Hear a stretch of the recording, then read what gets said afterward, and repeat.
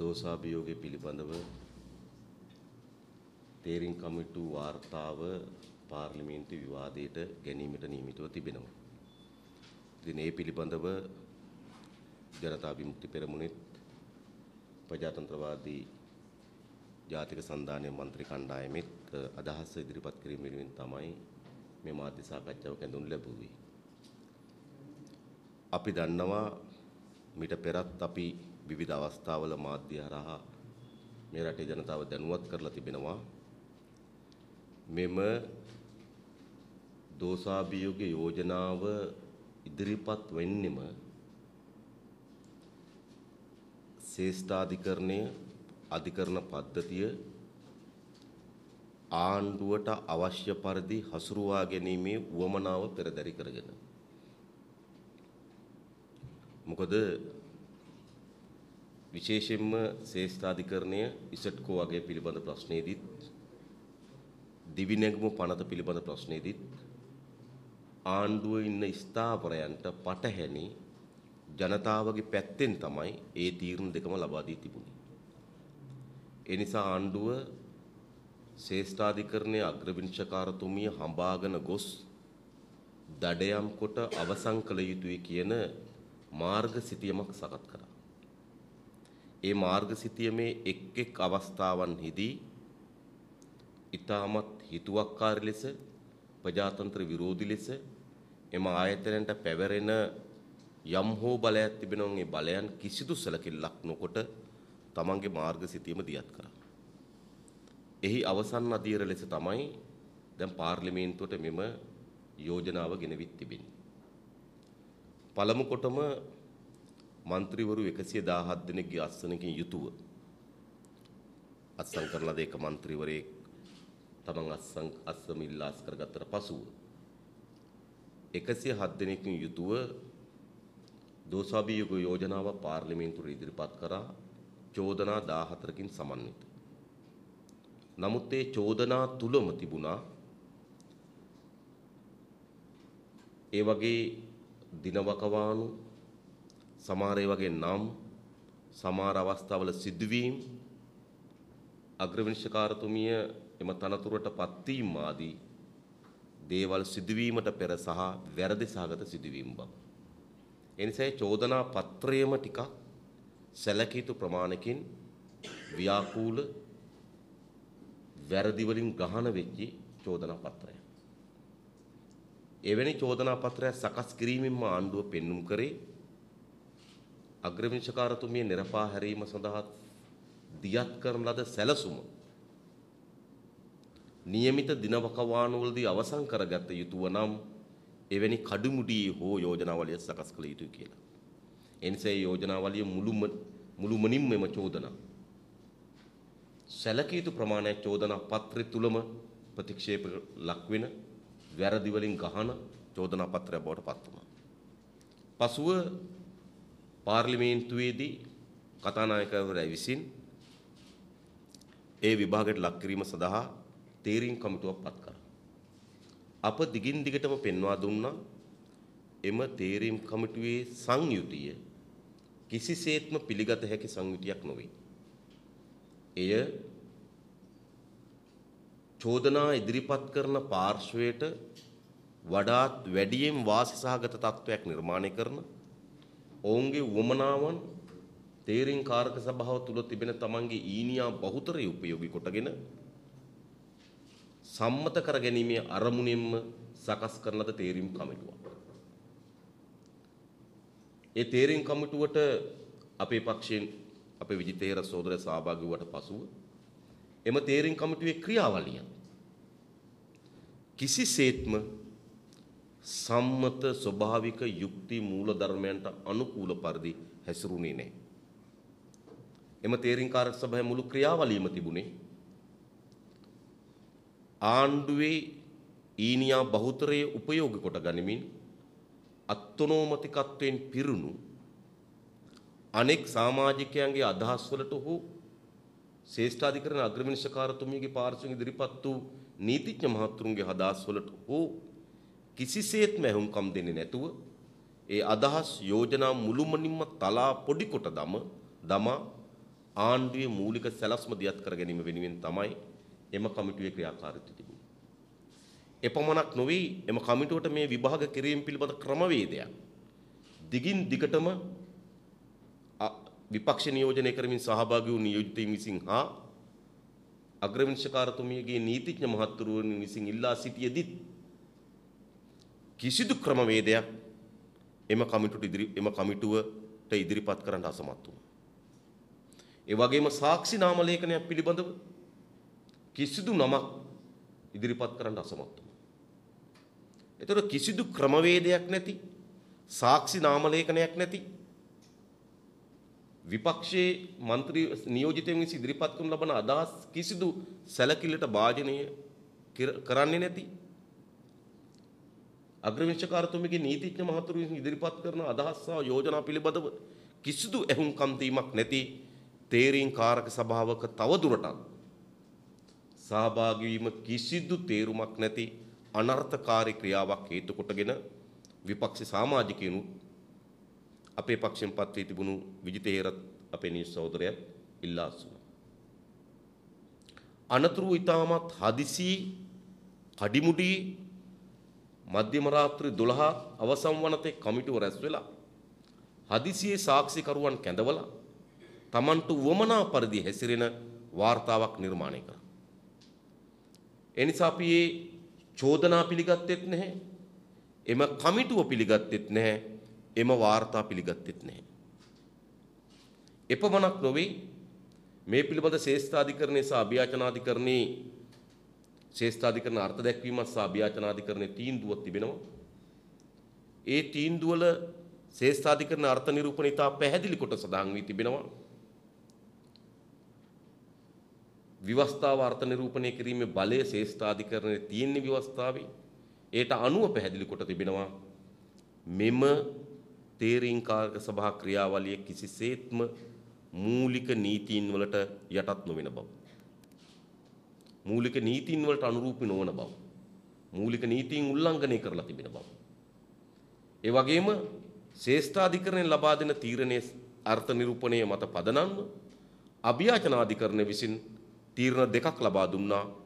එහිදී දෙවැනි තීරණයේදී පැහැදිලි කොට සඳහන් කොට තිබෙනවා මෙම වාර්තාව කිසිසේත්ම පිළිගත නොහැකි වාර්තාවක් බව. එනිසා ශ්‍රේෂ්ඨාධිකරණ අර්ථ නිරූපණයත් අභියාචනාධිකරණයේ තීරණ දෙකකුත් මගින් මෙම තේරීම් කාරක සභාවේ ක්‍රියාවලිය එම වාර්තාවත් කිසිසේත්ම පිළිගත නොහැකි ක්‍රියාවලිය සහ වාර්තාවක් බව තහවුරු කොට අවසන්. ඒ සඳහා අධිකරණයට යාමට අධිකරණයේදී නොතිස් යාවට පසුව අපේ පක්ෂ නියෝජිතයා තීරණය කරනවා අධිකරණයට හමුවට යා යුතුයි කියලා. එනිසා අපත් හවුල් වී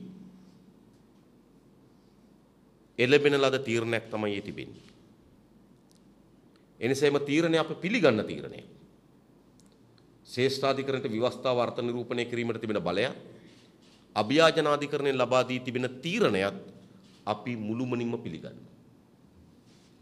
එසේ තිබීදී තමයි පසුගිය 7 වෙනිදා පක්ෂ නායක රැස්වීමක් ඇඳුම් ලැබුණේ. සාමාන්‍යයෙන් එළඹෙන පාර්ලිමේන්තුවේ වැඩසටහන් සකස් කර ගැනීම සඳහා ඊට පෙර පාර්ලිමේන්තුව රැස් වූ අවස්ථාවේදී තමයි පක්ෂ නායකයෝ එකතු වෙලා වැඩසටහන සකස් කරගන්නේ. ඒ අනුව මේ 8 වෙනිදා 9 වෙනිදා 10 වෙනිදා 11 වෙනිදා කියන දින 4 වෙනුවෙන් මීට පෙර පක්ෂ නායක රැස්වීම රැස් වෙලා වැඩසටහන සකස් කරගෙන තිබුණා. ඒ අනුව 8 වෙනිදාට දිවි නැගුම පනත සාකච්ඡාවට ගැනීමට නියමිතව තිබුණා. 9 වෙනිදා එනම් අද විපක්ෂ විසින් ඉදිරිපත් කරන ලබන කල්තබීම යෝජනාවක් විවාදයට ගැනීමට නියමිතව තිබුණා. හෙට සහ අනිද්දා කියන දෙදින පාර්ලිමේන්තුව නොපැවැත්වීමට තමයි එදා පක්ෂ නායක රැස්වීමේ ගනු ලැබූ තීරණය. එනිසා ඒක තමයි පක්ෂ නායක රැස්වීමේ තීරණය.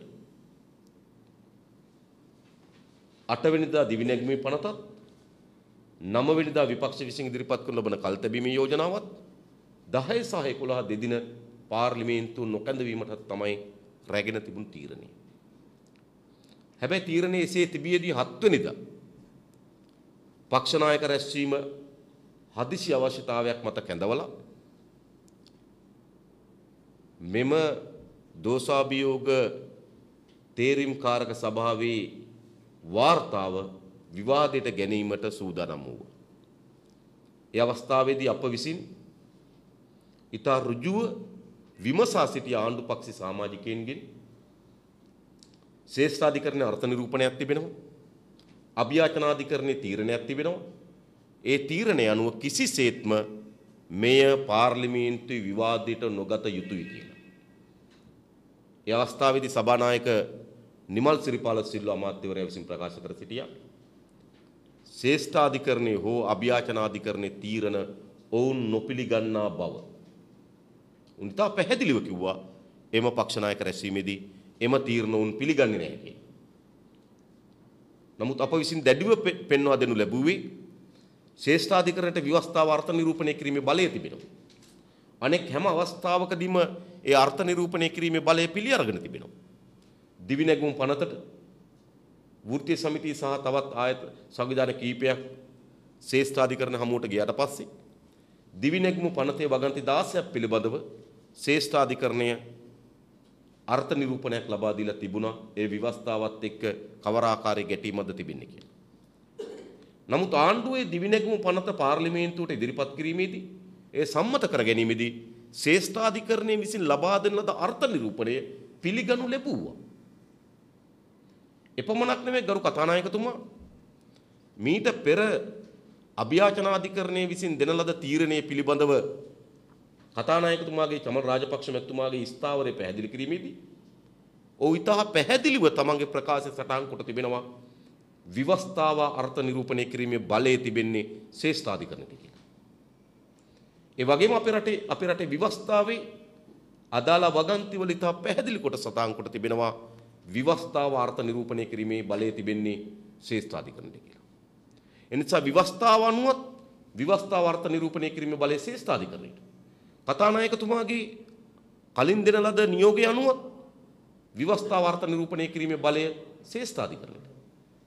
බැසිල් රාජපක්ෂ අමාත්‍යවරයාගේ දිවිනැගුම් පනතට ශ්‍රේෂ්ඨාධිකරණයෙන් ලබා දෙන ලද තීරණ ක්‍රියාවට නැගීම හරහා ආණ්ඩුව පිළිගන්නවා විවස්ථාව අර්ථ නිරූපණය කිරීමේ බලය ශ්‍රේෂ්ඨාධිකරණයට තිබෙන බව. හැබැයි විසර්ජන පනත අවස්ථාවේදී ඒට ශ්‍රේෂ්ඨාධිකරණයෙන් නියෝග ගණනාවක් එවලා තිබුණා. ඒ නියෝග වලට සංශෝධන ඊට අනුව සංශෝධන ඉදිරිපත් කරමින් තමයි විසර්ජන පනතත් අයවැය අවස්ථාවේදී සම්මත කරගන්න ලැබුණේ. ඒ වගේම පැය 48ක් රඳවා තැබීමේ නියෝග සකස් කිරීම සඳහා වූ පනතක් ඉදිරිපත් කරා. ශ්‍රේෂ්ඨාධිකරණයෙන් එම පනතත් අර්ථ නිරූපණය කරන නියෝගයක් ලබා දීලා තිබෙනවා. ඒ අනුව එම පනත පාර්ලිමේන්තුවේ සාකච්ඡාවට ගැනීමට අත්හිටුවලා තිබෙනවා. ඒ නිසා මෑත කාලේ විශාල උදාහරණ ප්‍රමාණයක් තිබෙනවා ශ්‍රේෂ්ඨාධිකරණයට අර්ථ නිරූපණයේ තිබෙන අර්ථ ව්‍යවස්ථාව අර්ථ නිරූපණය කිරීමේ බලය තිබෙන බවත් එම අර්ථ නිරූපණයන්ට අනුව ආණ්ඩුව කටයුතු කළ බවටත් පාර්ලිමේන්තුව තුළ උදාහරණ එමටයි. හැබැයි එසේ තිබියදී ආණ්ඩුව මෙම දෝෂාභියෝග යෝජනාව මත පදනම් වී තිබෙන පදනම්ව සකස් කොට තිබෙන තේරීම්කාරක සභා වාර්තාව මත පමණක් ශ්‍රේෂ්ඨාධිකරණයේ ව්‍යවස්ථාව අර්ථ නිරූපණය කිරීමේ බලයක් අභියාචනාධිකරණයේ තීරණ මුළුමනින්ම ප්‍රතික්ෂේප කොට කටයුතු කරන්න පටන් අරගෙන තිබෙනවා. ඒ වගේම පාර්ලිමේන්තු ස්ථාවර නියෝග වල පැහැදිලි ලෙස සටහන් කොට තිබෙනවා. අධිකරණයේ සාකච්ඡාවට බඳුන් වී තිබෙන කරුණක් පිළිබඳව කවර හෝ කරුණක් පිළිබඳව පාර්ලිමේන්තු විවාදයට ගන්න බෑ කියලා. අපි පාර්ලිමේන්තුවේදී යම් ප්‍රශ්නයක් ඇහුවොත් අමාත්‍යවරයෙක් වී ඔහු නැගිටලා ඉදිරිපත් කරන්නේ මොකක්ද? මේ කිසියෙත්ම විවාදයට ලක් කරන්න බෑ. අධිකරණයේ මේට නඩුවක් තියෙනවා කියලා නඩුව අංක කියනවා.